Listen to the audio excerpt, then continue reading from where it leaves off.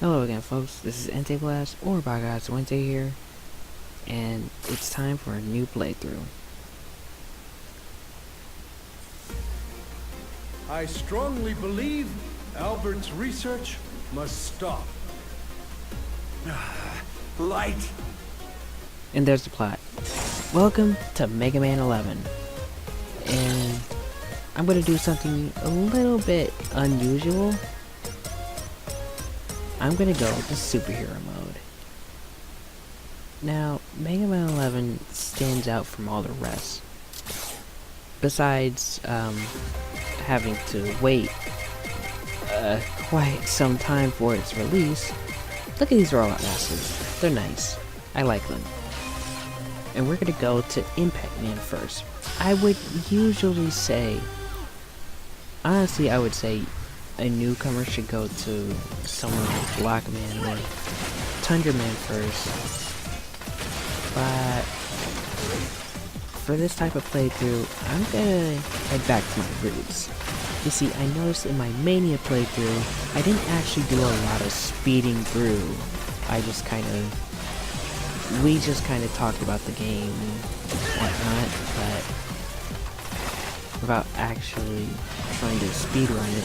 I did try to go as fast as possible, but not as much as I should have.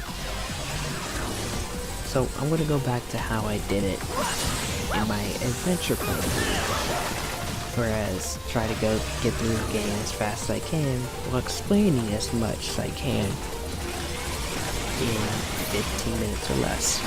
So that should explain why I'm going through Impact Man stage first. You see, his weapon is pretty special. His weapon is one of the two weapons that really stands out above the rest. I mean, they all kind of stand out from each other. But each one... these two weapons actually have the most use out of pretty much all of them.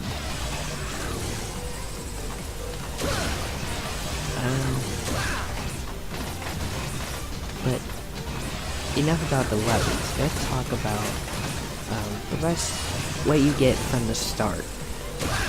You see, unlike 9 and 10, which I haven't played yet, look at me playing 11 before playing 9 and 10.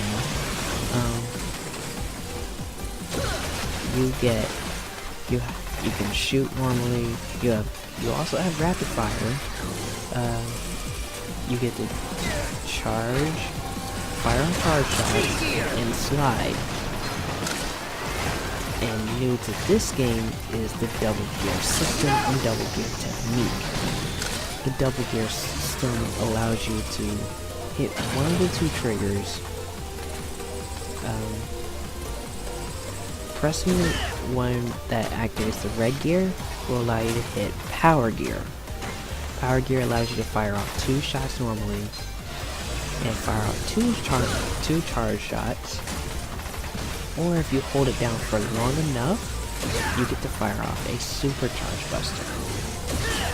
And hitting the other one will activate speed gear.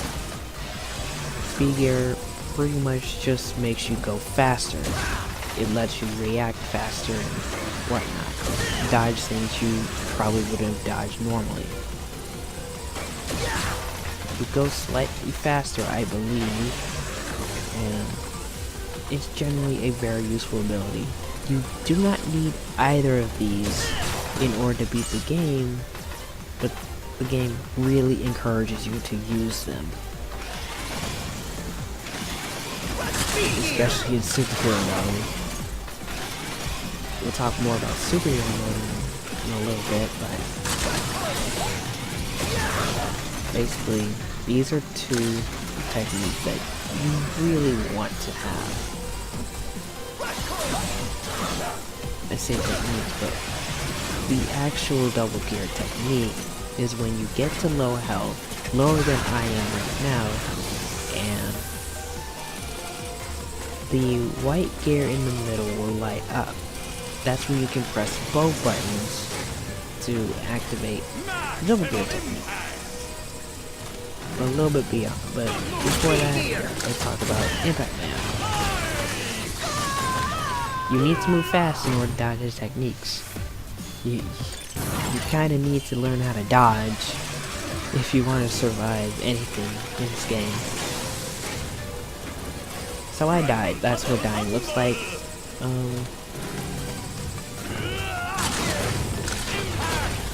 And as I was saying, double gear allows you to activate both gears at once, slow down time, fire out 2 double charge shots, and target for long enough, you get to do the overcharge buster. But the main difference between that and the double gear system is you get to turn off power gear and speed gear whenever you want. You can even change between them whenever you want. If you use them for too long, your meter will overheat and you can't use either gear until your systems cool down. With the double gear technique, you are pretty much just going all in. But sidestepping a little bit, we just beat Impact Man and we got Pile Driver. Pile Driver is one of the best weapons in the game, like I said, mainly because of its ability to speed through the game.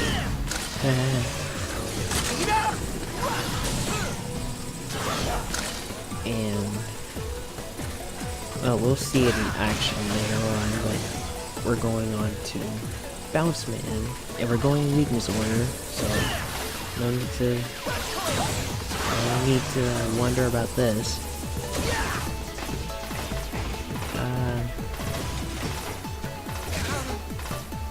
Yeah, as I was saying, the double gear technique, it's an all or nothing move. You get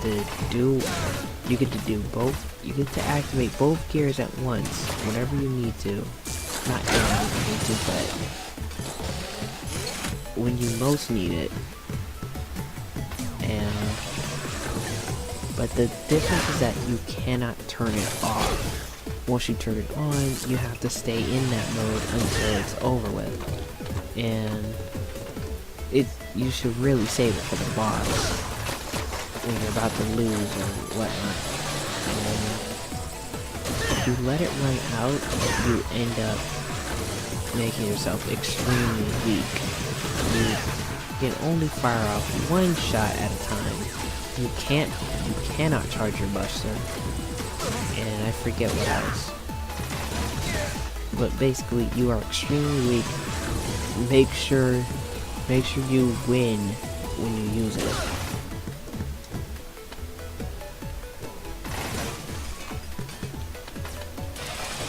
Oh yeah, and one more thing that you start off with. You have Rush Coil. Rush Coils. You start off with Rush Coil in a few of the games, I think. But now it has its own dedicated button. I have it on the triangle button. I'm on PS4, by the way.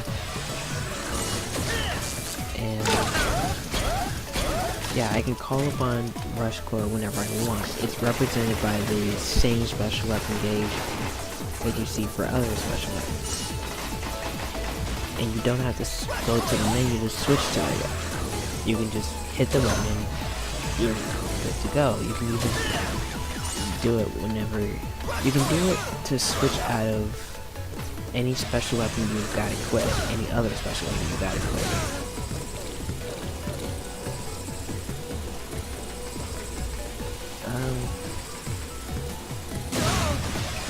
So yeah, that's pretty much all there is to the beginning of the game.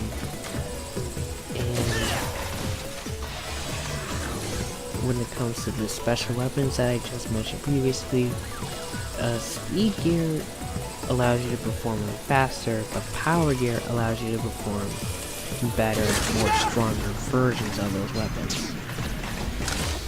Like, as you saw for Pile Driver, you saw me go a lot farther than I would normally do than with normal Pile Driver. And Pile Driver itself is pretty good. It allows you to just cross distances. Not that one. I would rather just fall into that because I like having full health. And also, don't die. Don't die 2 times, otherwise game over. Pile Driver allows you to cross major distances, but at the cost of, well, using up your reserves. I'm using up Bounce Man's weakness by doing this. Whether or not that's a good idea is yet to be determined.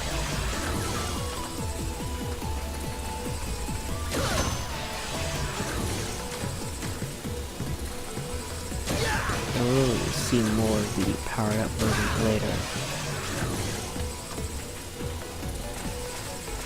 But yeah, I mainly went after Impact Man first just to get Pile Driver, because I wanted to actually just try to speed run through the game. It's not a legit speed run. Like, I'm making a lot of mistakes here and there. I wasted time on that one enemy right there. And I know I'm not making efficient use of my stuff. If this was a legit speedrun, I would be going to the shop to get some weapon energy.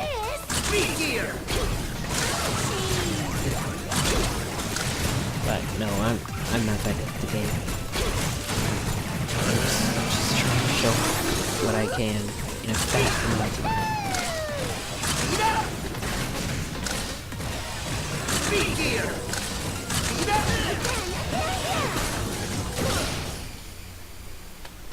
And there's Bounce Man.